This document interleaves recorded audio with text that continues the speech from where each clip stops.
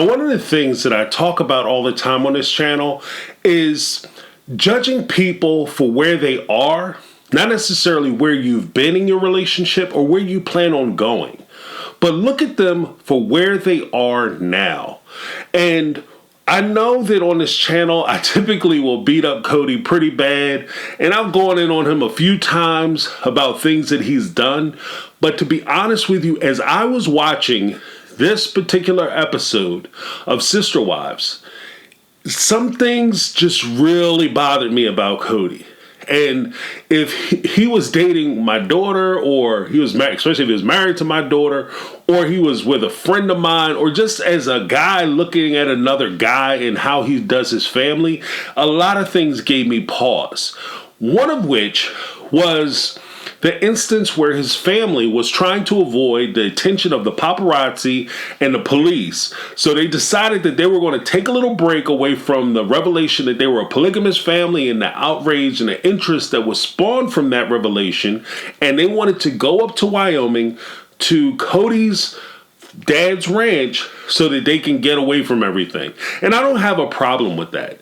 But on the way up to the ranch, the three wives, Robin, Christine, and Meri, were going to go first. They were, so that they can get the full benefit, because they had time and they had availability, and we're going to get the full benefit of the vacation. So they were taking most of the kids as well as the three wives. So they load up in a Tahoe, a Suburban, and Cody's little fastback car, little convertible Lexus. And Mary's driving the Lexus, Christine's driving the Tahoe, Robin's driving the Chevy Suburban.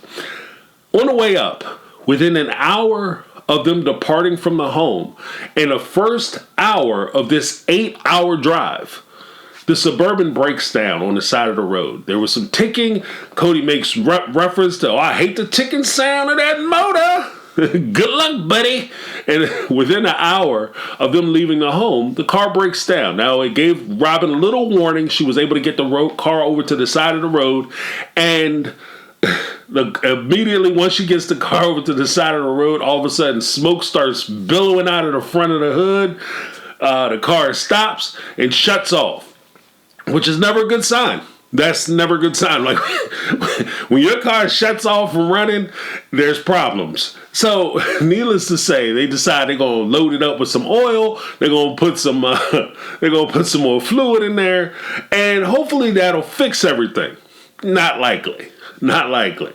So they sit on the side of the road for 3 hours, waiting for everything to be solved, waiting for Christine to get back with the oil and the fluids and everything. And they have the young man, oldest son, Janelle's oldest son, out there, trying to pour the stuff into the motor. And the thing that bothered me the most as a guy was I didn't see Cody's little blonde hair bouncing around like I normally do. Mr. Patriarch himself was noticeably absent from this event, and that bothered me. And I know there's some people gonna come down on me. Oh, James, you being sexist. No, I'm not. No, I'm not. Because at the end of the day, it wasn't just his wives on the side of the road. His kids were on the side of the road. You were home with Janelle and one of your older children, Hunter, and you had Logan out there being the man of the family once again, trying to pour, mess around with a motor that's clearly dead. But okay, fine. He thought maybe he could revive it.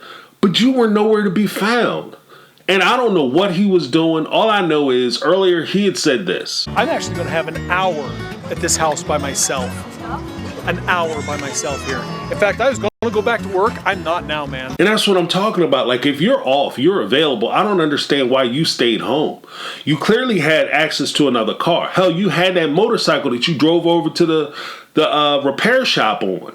You could have jumped on the back of your motorcycle. Your family and your kids were less than an hour away from home. I don't understand how you do that. As a guy, I don't understand it. I just don't understand it. I don't get it. I don't get how you know that your kids are on the side of the road on a highway. It's not like they were in a shopping mall or some craziness like that. Like, still get off your ass. But on the highway, trucks ripping by. Like, if you've ever driven on a highway, the trucks are going by, and these guys ain't playing. Like, they're getting from A to B, and they serious. They trying to get there early. So trucks are ripping by, and you can feel a pull. Every time a tractor trailer passes your vehicle, you can feel the jerk of your vehicle from the speed of that truck. And it would, that alone would get me off my ass and in my car to make sure that my family is okay. If anything, guys, we have 8 hours on this trip. There's nothing that we're going to be able to do with this car, because if the car pulled over to the side of the road and it restarted, I would take that as a warning. I don't take that as it must be okay. Maybe just need a little break. Hell no. I would take that as a warning. The car is now giving me a break. It's giving me an opportunity to get his ass off this mountain and back to the house. That's how I would take it. Not these guys. We determined to go to Wyoming. Like, you act like there's a lottery ticket waiting for you in Wyoming. If your car breaks down like that, here's what you do. And here's what my first instinct would be. We got to get the kids off the mountain. So what I'm going to do is I'm going to take the white van. I think they either had a Montana or the Chevy version of that Pontiac Montana, whatever. I don't know what it's called. You have a minivan. I'm going to take the minivan. I'm going to load up as many kids that were in the Suburban with Robin as I possibly can. Robin, you take that minivan. You guys going back to the house. I'll sit here and I'll wait for the tow truck to come. Or if we're going to rent a car, you're going to rent that van, I'll go to the rental place. I'll get the van. We'll pull up. I'll load the van up, transfer all the luggage and the stuff and the kids over to the van. Robin, you go ahead and take the van back to the house. I'll wait on the side of the road. I'll take the chance. You guys going back. And to me, that made the most sense. And I know maybe it's a thing where, people don't do stuff like that anymore. But that's my expectation. That would be my expectation. There would have been a question for me of whether I'm going to go or I'm going to stay at home and watch the game or play a video game or whatever the hell Cody was doing. Sitting there reading a book. I don't know. Maybe him and Janelle were out on a date. Date's over, baby. I got to go get my kids. I got to make sure my family's okay. And technically, Janelle, this is your family too. Make sure your family's okay. If Cody's going to be an idiot and say, no, well, I just ordered appetizers. Get them appetizers to go. Let's pay the bill. We got things to do. And that's what you do. Like, I don't understand. I just don't understand. And maybe it's the polygamy thing. I don't get it. This is permissible? I don't think so, though. I don't think so. I just think that this is how he's geared and how he's wired. And I have a problem with it. And just out of my resources, especially as we start to look at, people thinking about going on spring break. And we're entering the time where people are considering going away for the summer.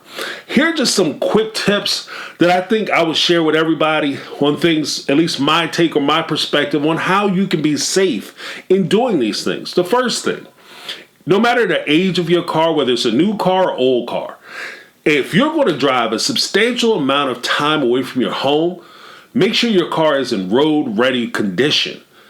And this goes beyond just a simple inspection. Inspection is just looking at your car for safety. Is your car, have problems or whatever? And if you have a decent mechanic, he's going to tell you about upcoming problems or things you might want to look at, and you want to address those issues.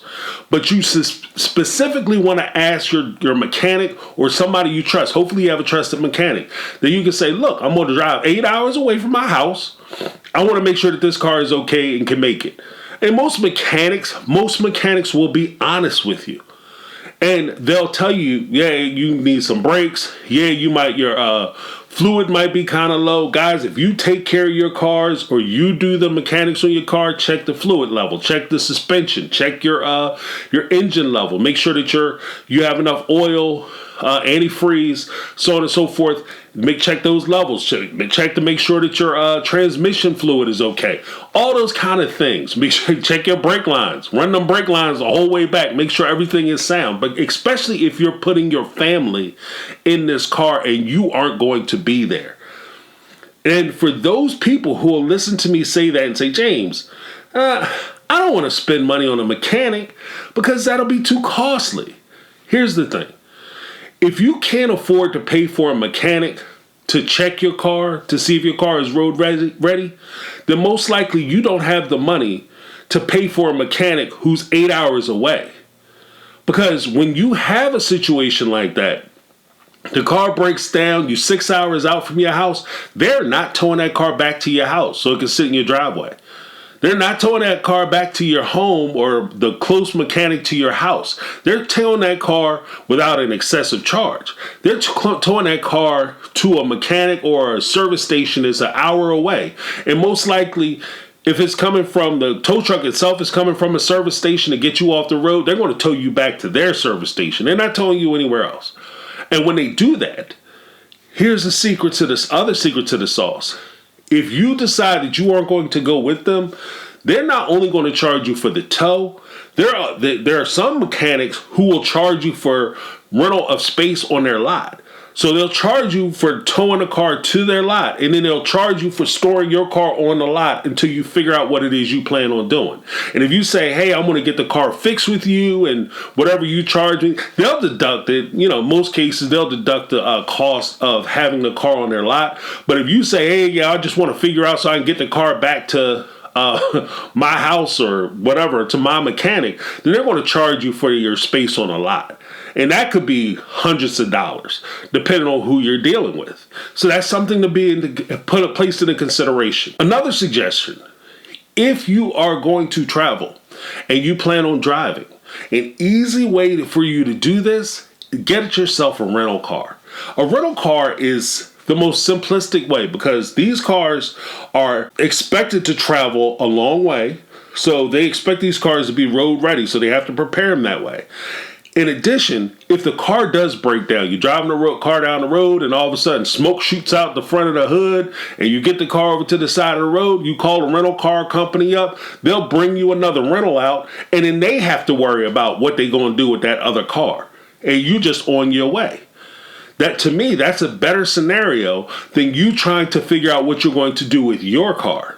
Now, above and beyond all this, one of the things that really bothered me is that because they didn't take these precautions, when that car broke down, as daunting as it may seem, as much bad luck as it seemed, at the end of the day, the car did them a favor because it only broke down an hour away from their home, which allowed them to tow the car back to a local mechanic. Two, it gave Robin enough time to get the car over to the side of the road. There are some instances and circumstances where whether it's a transmission or a motor, they blew the motor up, whether it's a transmission or a motor, where the car will stop in the middle of the highway and you won't have a chance to get it over to the side of the road, over to the shoulder. In which case your family is sitting in the middle of a highway in the middle of the night. To me, that in itself is crazy. That's crazy. Because if you've ever traveled anywhere for long distances in a car, or you happen to be driving somewhere and you're on the highway, the one thing that you'll notice, for those not aware, the truckers, they love driving at night because the roads typically are very clear and people are flying. They're on the, I don't even call it a highway anymore. It's basically a runway strip because everybody is going like a $120 or whatever, and they're flying down the highway. So you have to be careful. And as we deal with people who are paying less and less attention to the road and what's going on, if your car stops, and God forbid if it's a battery or electronic issue, and you don't have lights on the back of that car, then they don't see your car. And in most cases, these guys are going so fast, whether it's the truckers, just the people driving at night. Some people have been, having a good time, and they're coming back from that night out or whatever, and they flying down the highway and they don't see your car because your car is not illuminated, because you don't have the benefit of hazards, because if your battery goes, you don't have lights. They will be in your back seat before they even touch their brakes. And that's just the reality of it. So you want to make sure that your car is safe. You want to make sure that you're driving safely. And if your family is stuck on the side of the road, then by God, man, get off your ass and go check on your kids, go check on your wives, go check on your lady. I call it, like, whether it's a wife or whatever, I typically would call women I'm with my lady. That's your lady. You want to make sure your lady is safe. You want to check on her. And that's, to me, that's just the base thing. So that would be part of the daily evaluation. Like, if Robin, Christine, and Meri broke down on the side of the road and she got all these kids in the car and she called back and told Cody this is what happened. And he said, look, babe, the game is on. That's an evaluation. Look, babe, I'm in the middle of a video game. Boop, boop, boop, boop, boop, boop. That's an evaluation. Babe, I'm out with Janelle and we just ordered appetizers and the drinks have just hit the table, so I'll come up after the entree comes. That's an evaluation. So you always want to keep in mind that no matter where you are in your relationship, you constantly want to evaluate to make sure that the people who are there for you are there for you. And they're constantly checking on you because they care about you and they're evaluating their situation to make sure that you're being taken care of properly. That's my take. I'm James. This has been my take on reality, and I'm out. 'Cause I've been living